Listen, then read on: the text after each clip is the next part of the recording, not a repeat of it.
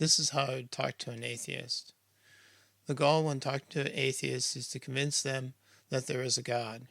With that in mind, I always concentrated on what to say rather than not what to say, until recently. I saw a person well versed in the Bible say 3 things that I would have never have said to an atheist I just met, unless they brought it up. Thinking about this, I would add one more item not to say to an atheist unless they brought it up, the moral argument.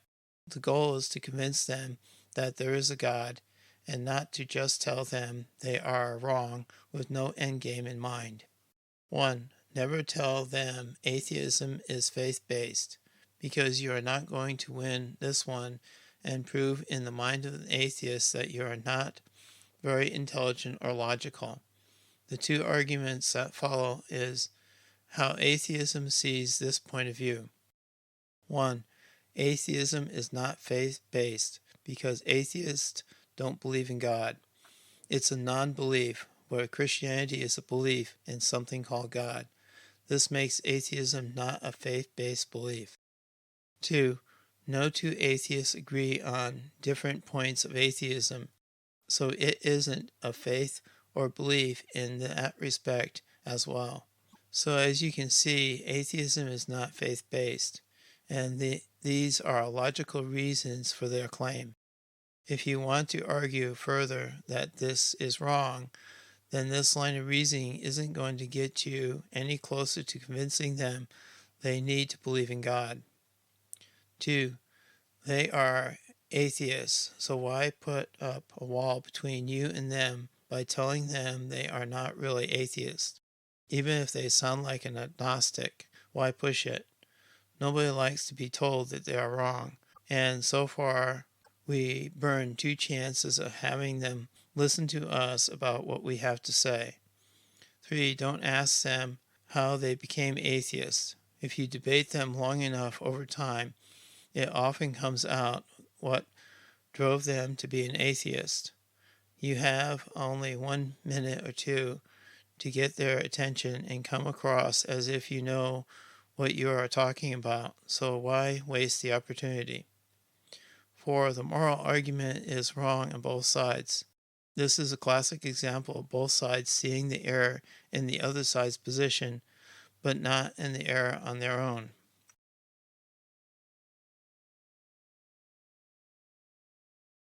First, the atheist often argues that good morals come from what is benefit to society.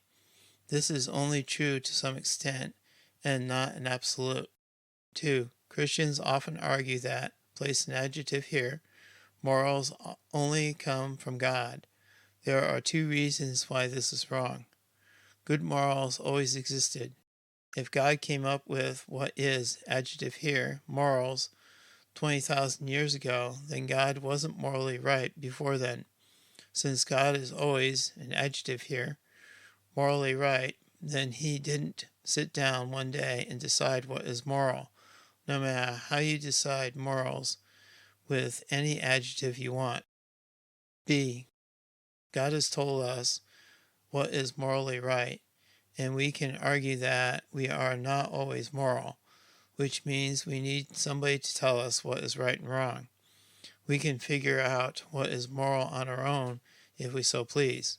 Going back to the Bible telling us what is morally right, we can see morals come from love and not God, because the Bible is based on love.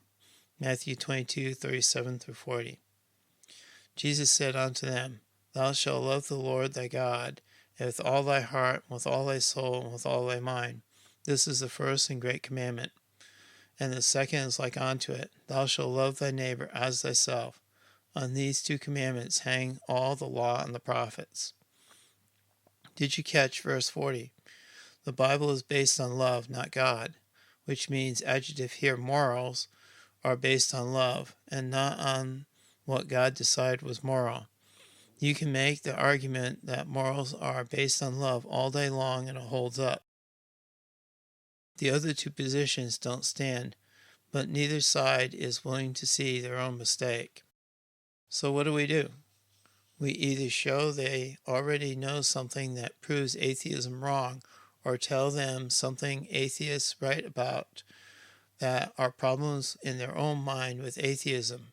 Our time with them is limited, so we need to make our point quick. First cause, which is something we all know even as children, take us from the present to the past in a philosophical way, not scientific. We all know that we can't have causes causing the next cause all the way into the past. That's impossible, which means there has to be a being with a mind to start the first cause. This principle is described in several ways, but the core of the idea is the same. This requires looking up on your part if you are not familiar with first cause. Being well versed in this concept can make a great argument for God. An example of a cause is your parent having you as a child. Their parents having them as children is the next cause into the past. We can go right past the beginning of the universe with causes, but at some point we need that first cause that started everything. Also keep in mind that this is a philosophical argument and not one based on science, which means we don't need to know what the past causes were to know that we can't go forever into the past with causes. The following are problems evolutionists and atheists have had with their own evolutionary concept. 1. Life from non-life, which they will argue we don't know how it is done, and the argument ends there, undecided, which makes them feel like they won the argument. Take it to the next step and tell them that life that they believe came from non-life needs to, right then and there, reproduce in order to even have a chance at evolution.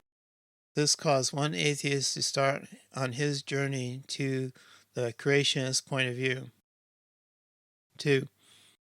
There are two sexes, male and female. This problem is quite often in evolutionary texts written by evolutionists. They can't see how an organism can evolve from not having a sex to having two sexes. Just sit back and picture it for a moment.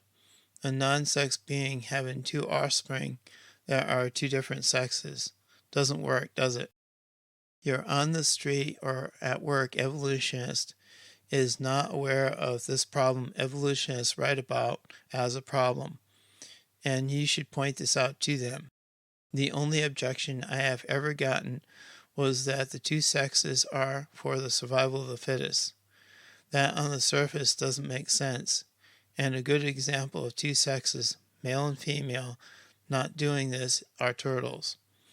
The mother goes and lays the eggs. The turtles hatch out to fend for themselves. They end up being tasty meal for the other creatures on their way to the ocean. No survival of the fittest here because of the two parents.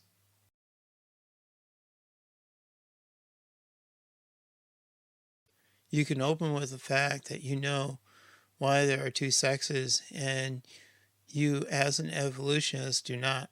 Your proof is any number of the verses that talk about man and woman being joined together in the Bible. This challenges them to engage in a point that they can't win. A loss like this will, for most people, cause them to go over it in their mind until resolved. It might take somebody else to show them something else, and all this adds up to convince them to be creationists and believe that there is a God in heaven above. 3. There is no known mechanism that drives evolution. They think they know the operation, but don't know what drives evolution. It's like saying you know how a car works and describe turning the key to start the car. Put it in drive and pull away with it. That is not the mechanism that makes the car go, which is the science of the internal combustion engine and electricity. One evolutionist who worked in the field of evolution woke up one day to realize he knew a lot about evolution but had no idea of the underlying mechanism of evolution. It took him about a year, but that was a start to turn him around to creationism. I wouldn't argue possibilities either. If you say it is 1 in a billion chance of something would happen, then you are saying you believe it will happen every billionth time. For you, it is an impossibility, and be honest about that.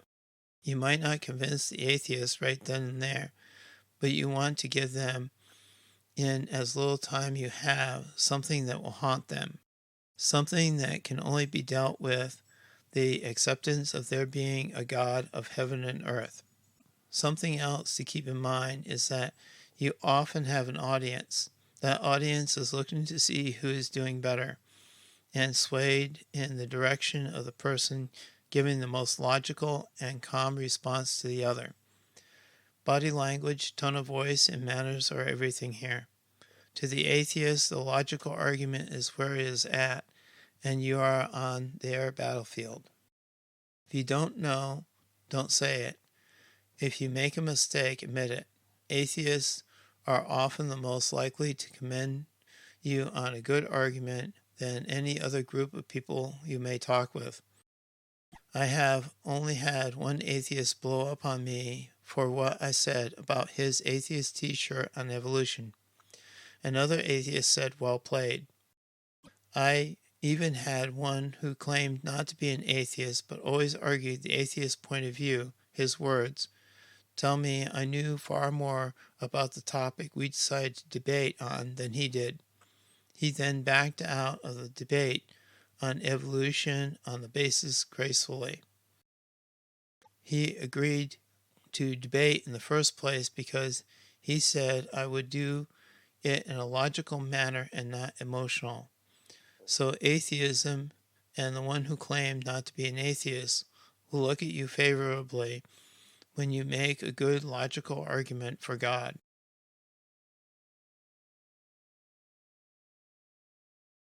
Thanks for taking the time to be with me, and thanks for watching my video.